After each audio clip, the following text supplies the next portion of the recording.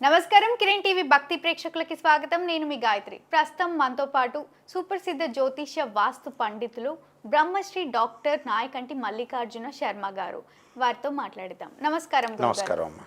గురుగారు, ముందుగా ఉగాది శుభాకాంక్షలు. తప్పకుండా అమ్మా. మీకు కూడా మన కిరణ్ టీవీ ప్రేక్షకులందరికీ కూడా, కిరణ్ టీవీ స్టాఫ్ వాళ్ళందరికీ కూడా శ్రీ పరాభవనామ సంవత్సరం నూతన ఉగాది శుభాకాంక్షలు. గురుగారు, ఇప్పుడు వచ్చే ఉగాది మొత్తం కూడా శ్రీ పరాభావనామ సంవత్సరం అని అంటున్నారు కదా, అసలు శ్రీ పరాభావనామ సంవత్సరం అంటే ఈ యొక్క అర్థం ఏంటి గురుగారు? తప్పకుండా అమ్మ. ఓం శ్రీ గురుభ్యో నమ, ఓం శ్రీ మాత్రే నమ. శ్రీ పరాభవనామ సంవత్సరం. పరాభవనామ సంవత్సరం అంటే సహజంగా ఎక్కడ గుర్తొస్తుందంటే ఎన్టీ రామారావు గారి పిక్చర్లో దుర్యోధనుడి దగ్గర ద్రౌపది పరాభవం చెందటం, అంటే ద్రౌపది ద్వారా దుర్యోధనుడు పరాభవం చెందటం అంటారు. అంటే పరాభవము అంటే ఏంటంటే అవమానము.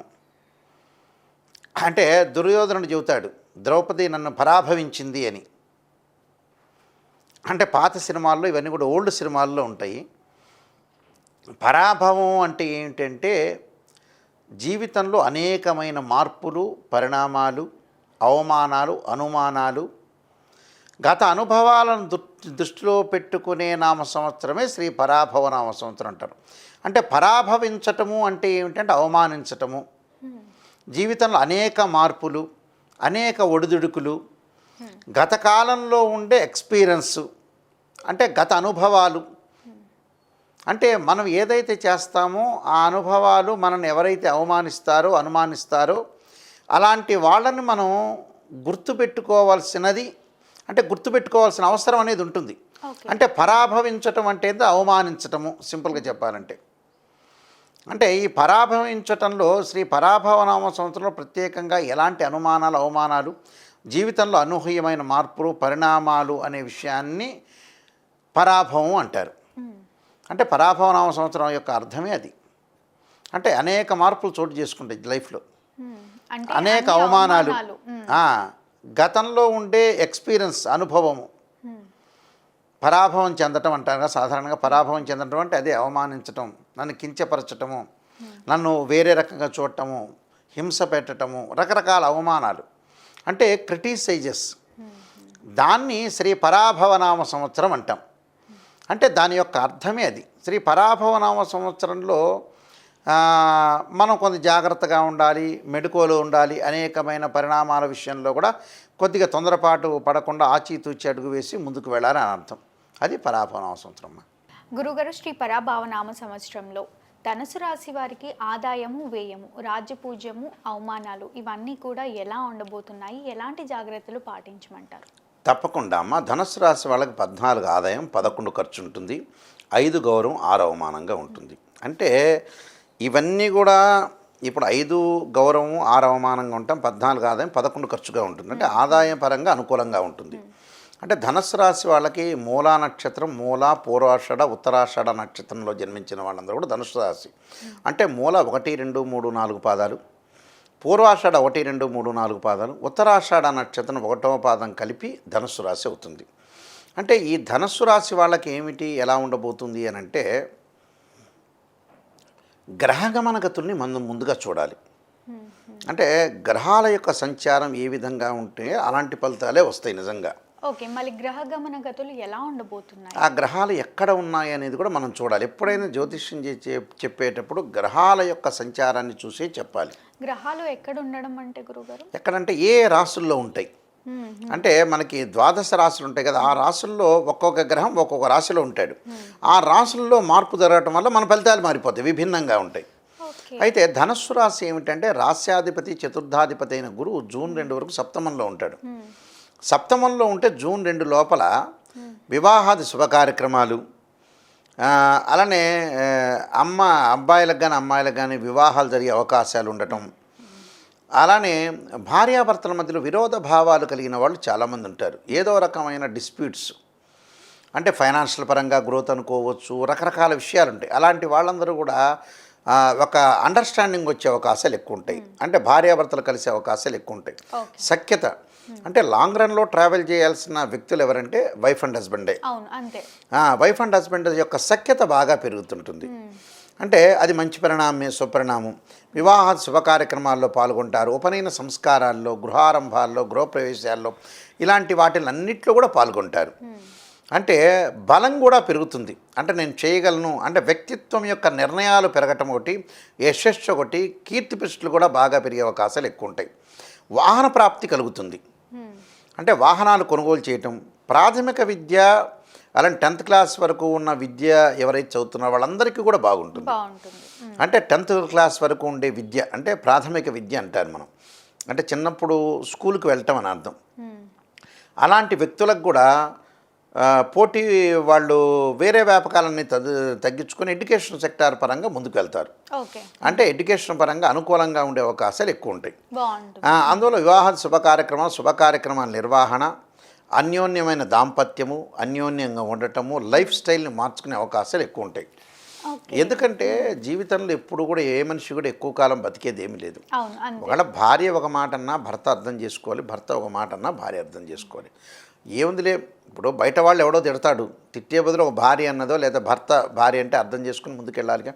ఒక జాబ్ చేస్తున్న అమ్మాయి ఎవరో అక్కడైతే జాబ్ చేస్తున్న వాళ్ళు ఏందమ్మా ఇంతసేపు లేట్ వచ్చావని అంటారు, కోపం వస్తుంది అమ్మాయికి సహజంగా. ఇదే పర్వాలేదు అని కోపం తగ్గించు, అదే భర్త నన్ను కోపం వచ్చేస్తుంది. అని అలాగ కాకుండా ఇద్దరూ కూడా సమర్థవంతంగా జీవితాన్ని నిర్వహించుకోవాలి. ఎక్కడ కూడా డిస్ప్యూట్స్ రాకుండా, పిల్లలు ఉంటారు కాబట్టి జీవితం అనేది ఎక్కువ కాలం ఉండదు కాబట్టి భార్యాభర్తల అన్యోన్యత అనేది పెరిగే అవకాశాలు ఎక్కువ ఉంటాయి వీళ్ళకి. అలాగే ఫైనాన్షియల్ పరంగా ఎక్కడో మొండి బాకీలు ఉంటాయి, ఆ బాకీలన్నీ కూడా వచ్చే అవకాశాలు ఎక్కువ ఉంటాయి. అంటే ఎడ్యుకేషన్ సెక్టార్లో పనిచేసే వాళ్ళకి కానీ, టీచర్స్ కానీ, లెక్చరర్స్ కానీ, ప్రొఫెసర్స్ కానీ, డీన్ కానీ వీళ్ళందరికీ కూడా అనుకూలంగా ఉంటాయి. అంటే జూన్ 2 వరకు వాళ్ళు చేయాల్సిన పనులన్నీ చేసుకోవాలి. వాళ్ళు మనం సూచన చేస్తున్నాం, జూన్ 2 వరకు మీరు కంప్లీట్ చేసుకోండి. జూన్ 2 తర్వాత ఎలా ఉండబోతుంది గురువు గారు అంటే అక్టోబర్ 31 వరకు బాగుండదు. గురువు బలం అనేది తగ్గిపోతుంది. అక్టోబర్ 31 నుంచి మళ్ళీ బాగుంటుంది. గురుబలం తగ్గితే మళ్ళీ అవి వేరే ఫలితాలు. వేరే ఫలితాలంటే పొదుపు చేసుకోవాలి.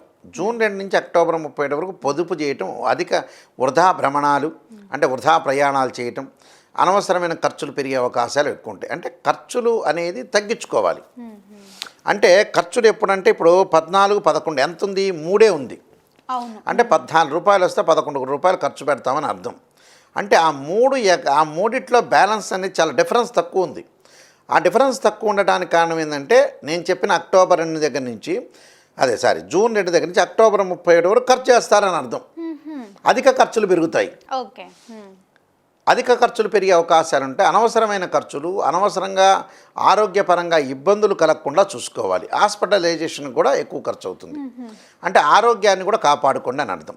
మళ్ళీ అక్టోబరు ఏదైతే 31 తర్వాత మళ్ళీ సింహరాశిలోకి సంచారం చేస్తాడు. అప్పుడు భాగ్యస్థానంలో గురువు ఉన్నట్టు, అప్పుడు మళ్ళీ బాగుంటుంది. అప్పుడు మళ్ళీ డెవలప్మెంట్ చెందుతారు. అందువల్ల ఇక్కడ డెవలప్మెంట్ చెందటంలో గురువు ప్రధాన పాత్ర ఉంటుంది. మోస్ట్ ఇంపార్టెంట్ ప్లానెట్స్, ఆల్ ప్లానెట్స్లో జూపిటర్ ప్లానెట్ ఒకటి.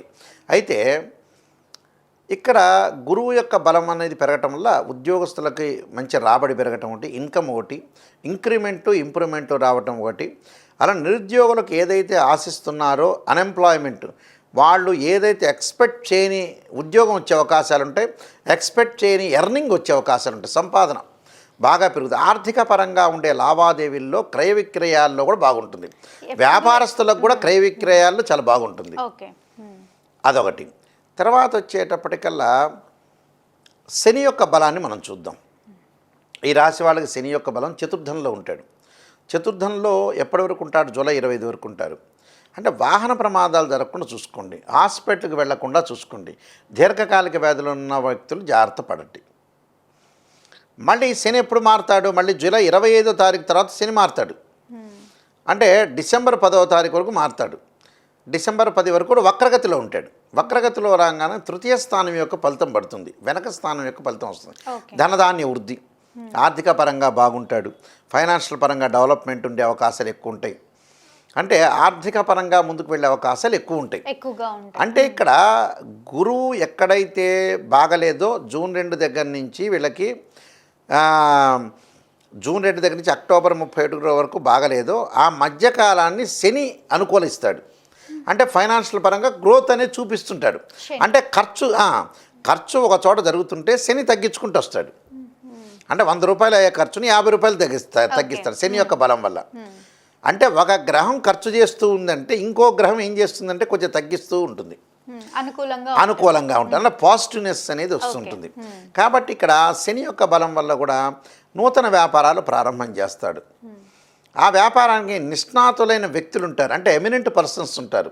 ఆ ఎమినెంట్ పర్సన్స్ పార్ట్నర్షిప్గా వచ్చే అవకాశాలు ఉంటాయి. జాయింట్ వ్యాపారం, ఈ జాయింట్ వ్యాపారాలు ఎలాంటి వ్యాపారాలు చేస్తారంటే ఈ కాస్మెటిక్స్ సంబంధించిన బిజినెస్లు, gold business, cloth business, automobile కానీ, ఫుడ్ కోర్ట్స్ కానీ, అంటే హోటల్స్, రెస్టారెంట్స్ కానీ ఇలాంటి వాటికి చాలా అనుకూలంగా, చిరు వ్యాపారాలు అంటే చిన్న చిన్న బండ్లు పెట్టుకునే వ్యక్తులందరికీ కూడా చాలా బాగుంటుంది. అంటే అన్నీ కూడా పాజిటివ్నెస్ ఉంటుంది. విద్యార్థులకు ఎలా ఉంటుంది? విద్యార్థులకు కూడా చాలా అనుకూలంగా ఉంటుందమ్మా. విద్యార్థులకు ఎప్పటివరకు అనుకూలంగా ఉంటుందంటే జూన్ 2 వరకు ఈ అకాడమిక్ ఇయర్ చాలా బాగుంటుంది. తర్వాత అకాడమిక్ ఇయర్లో ఒక 2 నెలలు 3 నెలలు బాగుంటుంది, తర్వాత కంటిన్యూ అవుతుంటుంది, తర్వాత అనుకూలంగా ఉంటుంది. కళ్యాణం జరగాలి అని ఎదురు చూసే వాళ్ళకి ఎలా ఉండబోతుంది? కళ్యాణ గడియలు ఏమైనా కనిపిస్తున్నాయి? కళ్యాణం ఉందమ్మా. జూన్ 2 వరకు కూడా కళ్యాణ గడియలు బాగుంటాయి. తర్వాత అక్టోబర్ 31 వరకు ఉండదు, మళ్ళీ అక్టోబర్ 31 నుంచి బాగుంటుంది. కళ్యాణం కమనీయం అంటారు. అంటే మనిషి పుట్టడానికి కూడా సంతానం అనేది చాలా ఇంపార్టెంట్. సంతానానికి ఇంపార్టెంట్ ఏంటంటే భార్యాభర్తలు, అంటే అమ్మాయి అబ్బాయి వివాహం చేసుకోవాలి. దాని యొక్క అర్థము పరమార్థమే అది. దాని యొక్క అర్థము పరమార్థం ఏంటంటే సంతానం సంపదప్రదం అంటారు. పాత రోజుల్లో ఎంత ఆస్తుంది అని అడిగేవాళ్ళు కాదు, ఎంతమంది పిల్లలు అని అడిగేవాళ్ళు. అంటే ఆ పిల్లల్ని చూస్తే తల్లిదండ్రులు మురిసిపోతారని అర్థం. అంటే హ్యాపీనెస్ ఎక్కడుంది ప్రపంచంలో అంటే పిల్లలే, టోటల్ పిల్లలే. ఫైనల్ రిజల్ట్స్ అదే.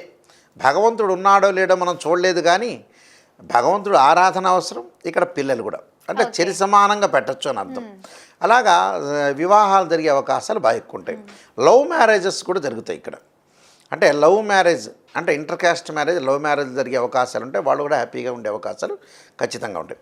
అలా రాహు యొక్క బలాన్ని మనం చూసుకునేటట్టు ఈ రాశి వాళ్ళకి, ప్రత్యేకంగా ధనుసు రాశి వాళ్ళకి రాహు 7వ తారీఖు వరకు తృతీయ స్థానంలో ఉండటం వల్ల లావాదేవీలు బాగా జరుగుతాయి. క్రయ విక్రయాలు కానీ, వ్యాపార సంబంధమైన విషయాలు కానీ, అలాగే విదేశాలకు వెళ్ళే సంబంధాలు కానీ, విదేశాల్లో ఉండే ఎగుమతులు దిగుమతులు, అంటే ఎక్స్పోర్ట్ అంటారు కదా, ఎక్స్పోర్ట్ సంబంధించినవి కూడా బాగుంటాయి. అంటే ఆర్థిక పరంగా ఉండే లావాదేవీలు కూడా విదేశాలకు వెళ్ళే వాళ్ళకు కూడా అక్కడ హోటల్స్, రెస్టారెంట్లు, అక్కడ బిజినెస్ స్టార్ట్ చేసే అవకాశాలు కూడా బాగా ఎక్కువ ఉంటాయి. కేతు వల్ల ఇక్కడ ఏం జరుగుతుంది, రియల్ ఎస్టేట్ రంగం వాళ్ళకి కొంత అనుకూలంగా ఉంటుంది. ఎప్పుడు డిసెంబర్ 7 వరకు రియల్ ఎస్టేట్ వాళ్ళకి అనుకూలంగా ఉంటుంది. అంటే ఇళ్ళు అమ్మటం, కొనటం, అలానే అగ్రికల్చర్ ల్యాండ్ వాళ్ళకి కానీ, రైతులకు కూడా చాలా అనుకూలంగా ఉంటుంది. మంచి పంటలు, రుణాలు తగ్గించుకుంటారు, మంచి పంటలు పండే అవకాశాలు ఎక్కువ ఉంటాయి. అంటే టోటల్గా ఎవ్రీథింగ్ విల్ బీ ఓకే అని చెప్పుకోవచ్చు. కానీ ఒకటి, వీళ్ళ ఆరోగ్యపరంగా జూలై 25 వరకు జాగ్రత్తగా ఉంటే సరిపోతుంది. టోటల్గా అనుకూలంగా ఉంటాయమ్మా. కొన్ని పరిహారాలు చేసుకోవాలి. సంవత్సరం మొత్తం కూడా కలిసి రావాలి అంటే, అదృష్టం కలిసి రావాలి అంటే ఎలాంటి పరిహారం పాటించమంటారు? వీళ్ళు తప్పకుండా లలితా సహస్రనామం పారాయణం చేయాలి. విష్ణు సహస్రనామం పారాయణం చేయటం ఒకటి. దానితో పాటు ప్రత్యేకంగా నవగ్రహాల యొక్క ప్రదర్శన చేయాలి. ఆదిత్యాయ, సోమాయ, మంగళాయ చ, బుధాయ చ, గురు శుక్ర శనిభ్యచ్చ రాహవే కేతువే అనే నమః అనే మంత్రాన్ని చదువుకోవటం ఒకటి. ఓం నమ శివాయ పంచాక్షరి, ఓం నమో నారాయణాయ నమః అనే అష్టాక్షరి మంత్రాన్ని చదువుకోవటం చాలా మంచిది. అలానే వీలైతే నువ్వులు దానం, నల్ల వస్త్రము, నల్ల గొడుగు, 2 జంట సర్పాలు దానం చేయటం వల్ల కూడా మంచి జరిగే అవకాశాలు ఖచ్చితంగా ఉంటాయి. ఈ రాశి వారందరికీ కూడా శ్రీ పరమేశ్వరుడు యొక్క కరుణాకటాక్షం ఉండాలని ఆశిస్తూ సర్వే జనా సుఖినో భవంతు. తప్పకుండా గురుగారు, శ్రీ పరాభవ నామ సంవత్సరంలో ధనుసు రాశి వారికి ఎలా ఉండబోతుంది, తీసుకోవాల్సిన జాగ్రత్తలు ఏంటి అని ఎంతో చక్కగా తెలియజేసినందుకు ధన్యవాదాలు. నమస్కారం.